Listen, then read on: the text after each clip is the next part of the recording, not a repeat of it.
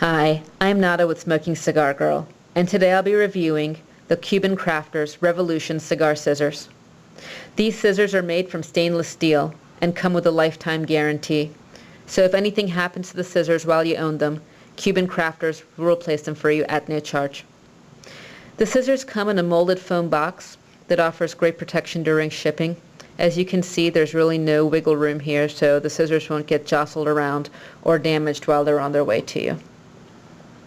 Now, I don't normally use cigar scissors to cut my cigars, but one, I'm a big cigar toy geek. I love using any new cutters or lighters that are out there to see maybe if they work better than what I currently use.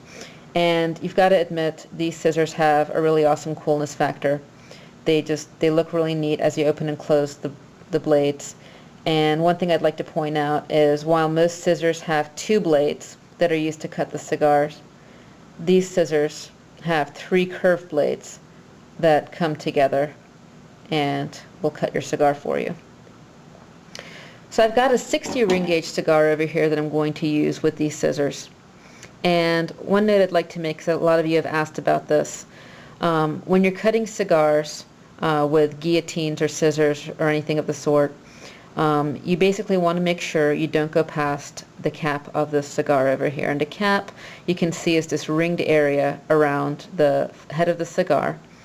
You can see the circle that goes around the edge there.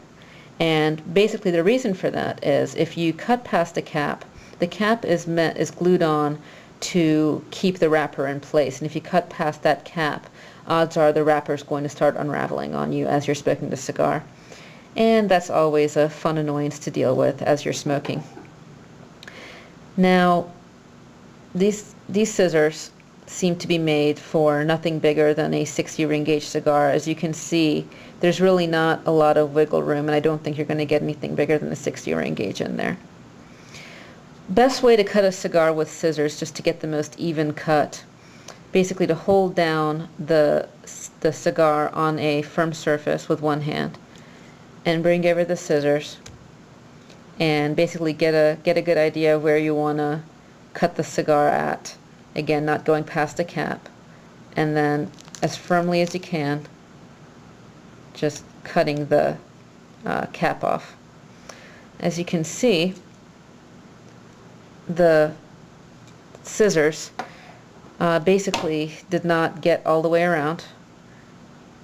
They left some loose pieces of tobacco at the top of this cigar, and there's also somewhat of an uneven cut on the cigar, and I'll explain why that is in a second as I use the scissors to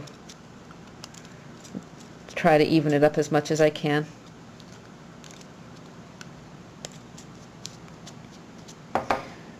So there's a little more work that you need to do than normal with when you use a guillotine or a punch. So that's a little bit better. But the reason that you're getting some of that unevenness in there when you use these scissors is, as I pointed out earlier, there are three blades, and there's going to be a small gap between the blades when they come together. And so where those three blades have the three levels of gap, there's going to be some unevenness there when you're cutting the cigar. So something that's nice about this cigar is, as you can see, it made a little bit of a mess, and there's still some tobacco residue on the blades, but it came with a nice little brush, so I'm just going to use that to brush off the blades so I keep them nice and clean, and they'll work much more nicely for me for a longer time. As I mentioned earlier, I'm not typically a big user of cigar scissors. I typically punch my cigars, or I'll use a guillotine with a back piece of metal in there to help straighten the cigar while I cut it. Or sometimes lately I've been using a V-cut just to try that out, see if I like that method at all. But there definitely are advantages to using these scissors. One of the advantages to using scissors, or even a regular double blade guillotine, is with torpedoes you can't really punch or V-cut those. And with the guillotine with the back piece of metal in there, you need to cut it 3 or 4 times before getting the amount clipped off that you need. With these scissors, or like I said, a double blade guillotine, you just stick it in the hole there and just cut off as much as you need.